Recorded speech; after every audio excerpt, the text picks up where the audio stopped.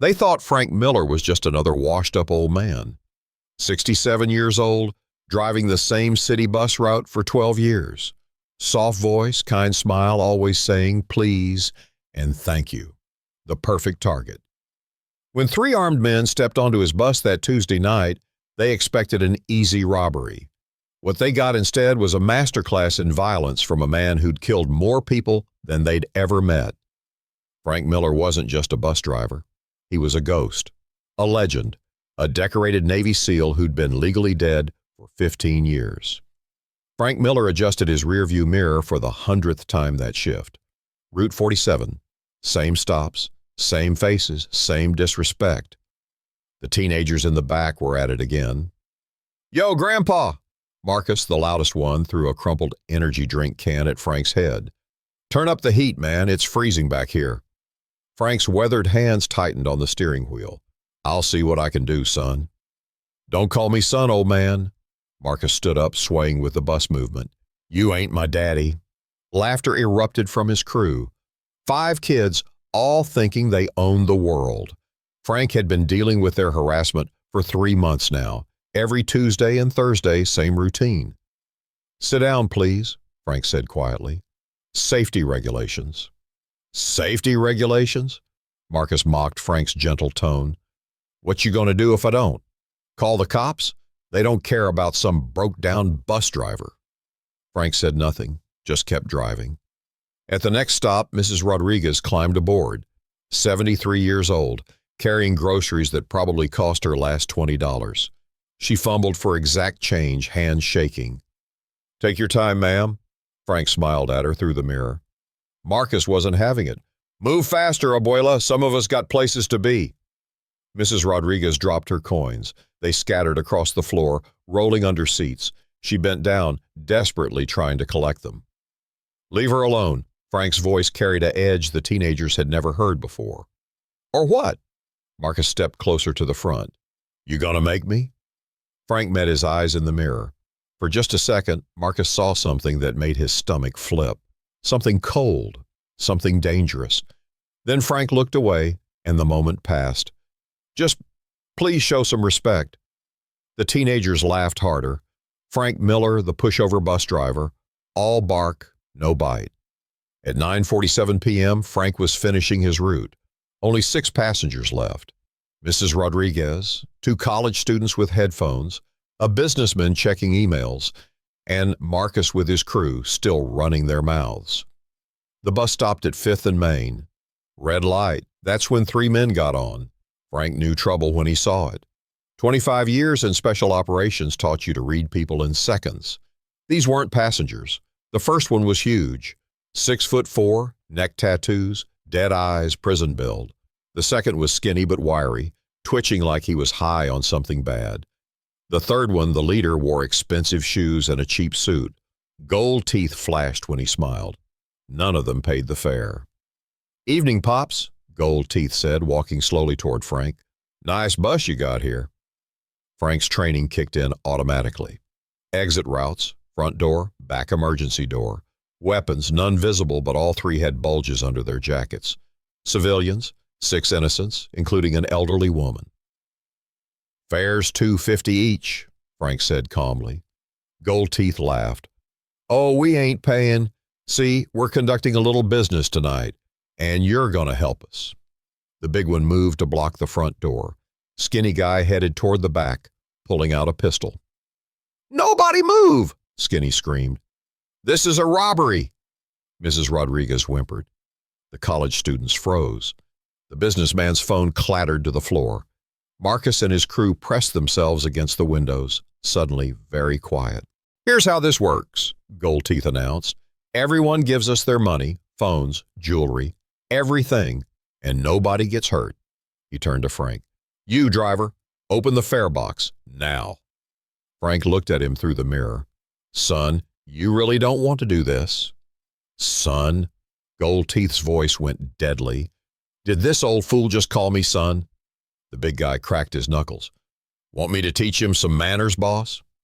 Frank slowly turned around in his seat.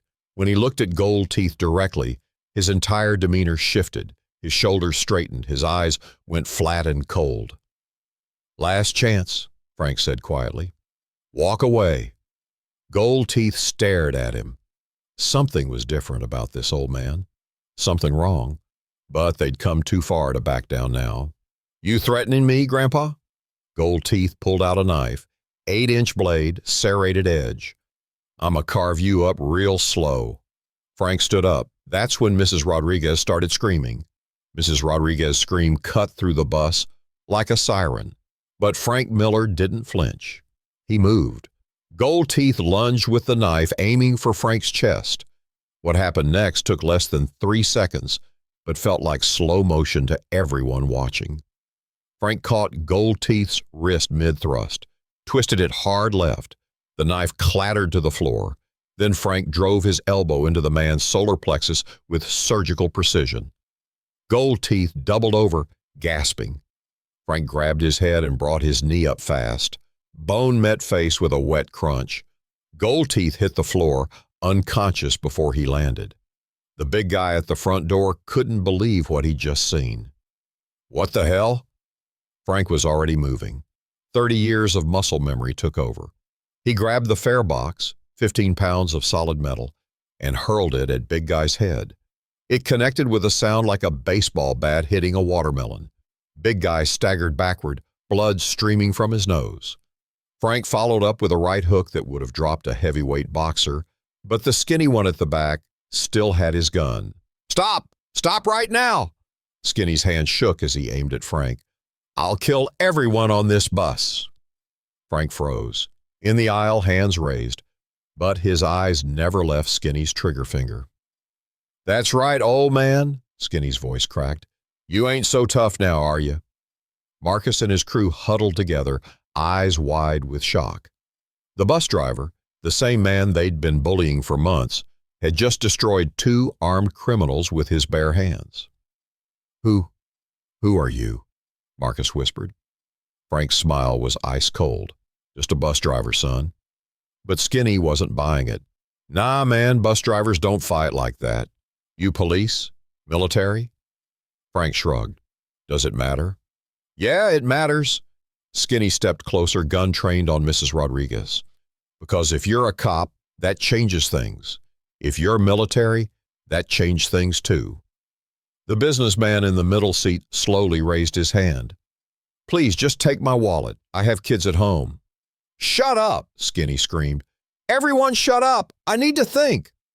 But thinking wasn't Skinny's strong suit. The meth in his system made his hands shake worse. His pupils were dilated. Frank could smell the paranoia radiating off him. Here's what's going to happen, Skinny announced. Old man, you're going to drive this bus to the warehouse district, nice and slow. Anyone tries anything, Grandma here gets a bullet. He pressed the gun barrel against Mrs. Rodriguez's temple. She closed her eyes, praying silently. Frank nodded slowly. Okay, you're in charge.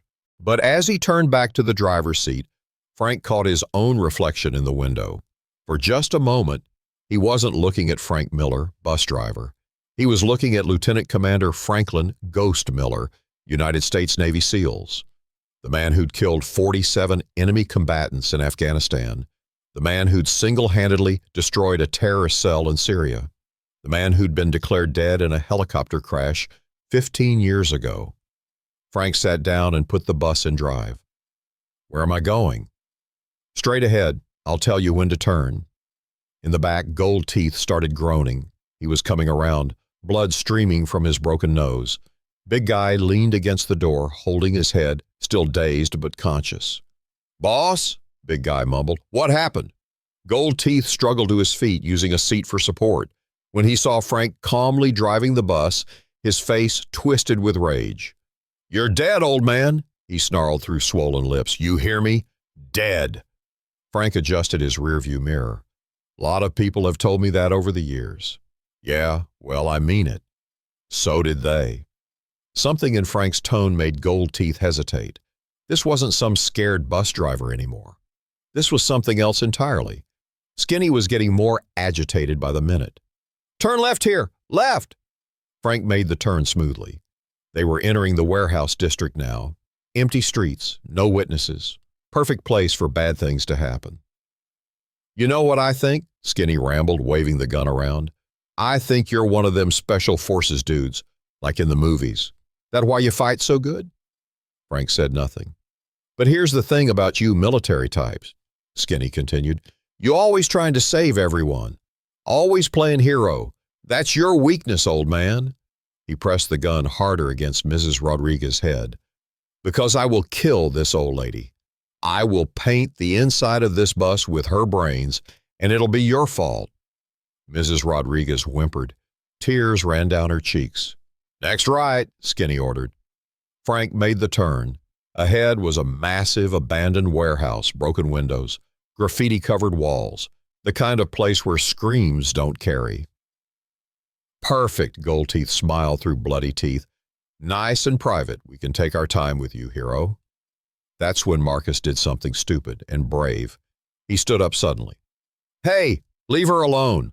Everyone turned to look at him, 17 years old, scared out of his mind, but standing up anyway. Sit down, kid, Frank said quietly. No, Marcus's voice cracked. You stood up for Mrs. Rodriguez earlier, when we were being jerks. You're always nice to people, even to us, when we don't deserve it. Skinny swung the gun toward Marcus. Sit down or die, boy. Marcus, please, Mrs. Rodriguez whispered. Sit down. But Marcus was on a roll. You want to know who he is? He's the guy who drives my little sister to school every morning. Always makes sure she gets on safe. Always asks about her grades. Frank's jaw tightened. The kid was making this personal, making it harder. He bought her lunch money last week when she forgot hers, Marcus continued. Wouldn't even let her pay him back. Goldteeth laughed. How sweet. A real saint, this one. Yeah, well, saints bleed just like everyone else, Skinny added. They pulled up to the warehouse. Skinny gestured with his gun. Everybody out, nice and slow. But as the passengers started filing off the bus, Frank made a decision. These criminals had made one critical mistake. They thought Frank Miller, the bus driver, was just playing hero. They had no idea they'd just kidnapped Ghost Miller, the man who'd spent 15 years perfecting the art of killing people who threatened innocence, the man who'd faked his own death to escape a life he couldn't handle anymore, the man who'd found peace driving a city bus, helping people get home safe. And now these three idiots had destroyed that peace. As Frank stepped off the bus, his training kicked into overdrive. He counted weapons, calculated angles, identified cover. The warehouse had 3 entrances, emergency exits, blind spots. Inside, Goldteeth ordered, blood still dripping from his nose. Oz, all of you. But as they walked toward the warehouse door, Frank whispered something to Marcus. When I move, get everyone behind the bus. Don't come looking for me. What? Marcus whispered back. Trust me, son. And then Frank Miller disappeared. Not literally, but the gentle bus driver was gone. In his place was something the 3 criminals weren't prepared for, something that had been dormant for 15 years, something that was about to remind them why some legends never really die.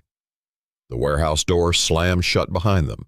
Skinny kept his gun trained on the passengers while Goldteeth wiped blood from his face. Tie them up, Goldteeth ordered Big Guy. Start with the old man. But when Big Guy turned around, Frank Miller was gone. Where? Big Guy spun in a circle. Where'd he go? The warehouse was massive. 40-foot ceilings, industrial equipment everywhere. Shadows and blind spots created a maze of hiding places. Find him, Goldteeth screamed. Now! Skinny's paranoia spiked. This ain't right, man. Bus drivers don't just vanish. From somewhere in the darkness, Frank's voice echoed off the concrete walls. You boys made a mistake tonight. They couldn't tell where it was coming from. The acoustics made it sound like he was everywhere at once. Come out and face us, coward, Goldteeth shouted. Frank's laugh was cold as winter. Face you? Son, I've been facing better men than you since before you were born. A metal pipe clanged somewhere to their left. All 3 spun toward the sound, guns raised. Nothing. Who are you? Skinny's voice cracked. What do you want? I want you to let these people go, walk away, pretend this never happened. Or what? Gold Teeth tried to sound tough, but sweat was running down his face. "Or I'll show you why they used to call me Ghost." Marcus huddled with the other passengers behind an overturned table. His hands shook as he whispered to Mrs. Rodriguez, "What's happening? What's he talking about?" Mrs. Rodriguez's eyes were wide with recognition. "Mijo, I think our bus driver is not who we thought he was." Another sound, this time from the right. A bolt hitting the floor. Big Guy fired 3 shots into the darkness. The muzzle flashes lit up empty space. "You're wasting bullets!" Frank's voice came from behind them now. They spun around. Still nothing. 47 confirmed kills and 3 tours of duty. Frank continued, his voice moving like a ghost through the warehouse. "Sniper, demolitions expert, close quarters combat specialist." Gold Teeth's eyes went wide. "You're lying." "Navy Cross, Silver Star, Purple Heart with 3 clusters." Frank's voice was closer now. "Operation Neptune's Spear, Operation Red Wings, places you've never heard of, people you wouldn't want to meet." Skinny was hyperventilating. This ain't possible. You're just a bus driver." "I was a bus driver," Frank corrected, past tense. That's when the lights went out. Emergency lighting kicked in a second later, casting everything in eerie red shadows. But those few seconds of total darkness were all Frank needed. When the red lights came on, Big Guy was on the ground, unconscious. His gun was gone. "2 down," Frank's voice came from the rafters above. "1 to go." Gold Teeth grabbed Mrs. Rodriguez, pressing his knife to her throat. "Show yourself! Now! Or the old lady dies!" "Let her go," Frank said. "This is between us. No, you come out where I can see you, or I cut her throat." Silence stretched for 30 seconds. Gold Teeth's breathing was ragged. Skinny kept spinning in circles, gun pointed at shadows. Then Frank stepped into the light. But he wasn't the same man who'd been driving the bus an hour ago. His posture was different, military straight. His movements were precise, controlled. His eyes were the eyes of a predator. In his hand was Big Guy's pistol. "Okay," Frank said calmly. "Here I am." Gold Teeth pressed the knife harder against Mrs. Rodriguez's neck. A thin line of blood appeared. "Drop the gun." Frank didn't move. "You know what the hardest part about being a sniper is?" "Drop it." "The waiting," Frank continued, as if they were having a casual conversation. "Sometimes you wait for days, weeks, for the perfect shot. I'll kill her. You have to control your breathing, your heartbeat, every muscle in your body." Frank raised the pistol slowly. "Most people can't handle that kind of pressure." Gold Teeth was sweating bullets. "I'm warning you." "But after you make enough perfect shots," Frank lined up the sights, "it becomes second nature." The shot was impossibly precise. The bullet passed within an inch of Mrs. Rodriguez's ear and shattered Gold Teeth's wrist. The knife flew from his hand as he screamed. Mrs. Rodriguez dove away. Gold Teeth clutched his ruined wrist, blood pouring between his fingers. Skinny raised his gun toward Frank, but he was shaking too hard to aim properly. "Don't," Frank said quietly. Skinny looked into Frank's eyes and saw his own death staring back at him. The gun clattered to the floor. Smart choice. Frank zip-tied all 3 criminals with restraints he'd taken from their own pockets. Professional, efficient, like he'd done it 1,000 times before. Only then did he help Mrs. Rodriguez to her feet. "You okay, ma'am?" She stared at him in wonder. "Who are you really?" Frank's smile was sad. "Just a man who wanted to drive a bus and live in peace." The police arrived 20 minutes later. The paramedics treated Mrs. Rodriguez's minor cut. The 3 criminals were loaded into ambulances under police guard. Detective Sarah Chen interviewed Frank while the passengers gave their statements. "So you're telling me," she said, reading from her notes, "that you single-handedly subdued 3 armed criminals with military precision, and your occupation is city bus driver?" Frank shrugged. "People change careers." "Uh-huh." She flipped through more pages. "And this military background you mentioned? Classified? All of it? Most of it?" Detective Chen closed her notebook. "Mr. Miller, I've been a cop for 15 years. I've never seen anything like what you did in there. I hope you never have to again." As the police finished up, Marcus approached Frank hesitantly. "Hey, Mr. Miller? Frank turned. Yeah, son. I, we, Marcus gestured to his crew, who were standing behind him looking ashamed. We're sorry about all the stuff we said, the way we treated you. Frank studied the teenager's face. You stood up for Mrs. Rodriguez tonight. When it mattered, that took courage. But we were such jerks to you. For months. People make mistakes, Frank said. What matters is what you do next. Marcus nodded, tears in his eyes. We'll do better, I promise. I know you will. Mrs. Rodriguez walked over, her arm in a sling, but otherwise okay. Senor Miller, she said, reaching up to touch his cheek. Thank you for everything. Just doing my job, ma'am. No, she smiled. Tonight you saved our lives, but every day you make this city a little bit better, a little bit kinder. That's who you really are. Frank felt something tight in his chest loosen for the first time in years. The next morning, Frank reported for his regular shift. Route 47, same stops, same bus, but everything was different. Word had spread overnight. The passengers who boarded looked at him with new eyes, respect, gratitude, maybe a little awe. Marcus and his crew got on at their usual stop. They sat quietly in the back. No more harassment, no more disrespect. Morning, Mr. Miller, Marcus said politely. Morning, son. At the third stop, Mrs. Rodriguez climbed aboard carefully, her arm still in the sling. How you feeling today, ma'am? Frank asked. Better, thanks to you. She took her usual seat, and Frank adjusted his mirror to keep an eye on all his passengers.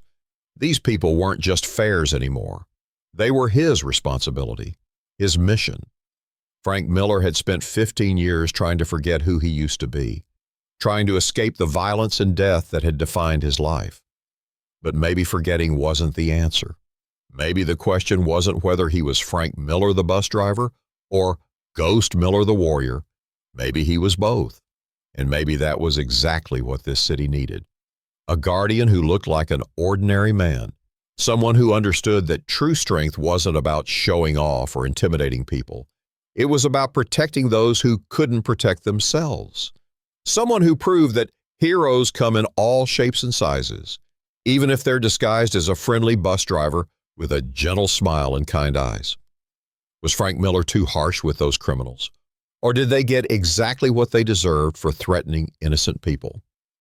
And what about Marcus and his friends? Do you think people can really change when they're shown true courage and kindness? Drop your thoughts in the comments below, and don't forget to hit that subscribe button for more incredible stories about ordinary people doing extraordinary things. Because you never know, the person sitting next to you might just be a hero in disguise.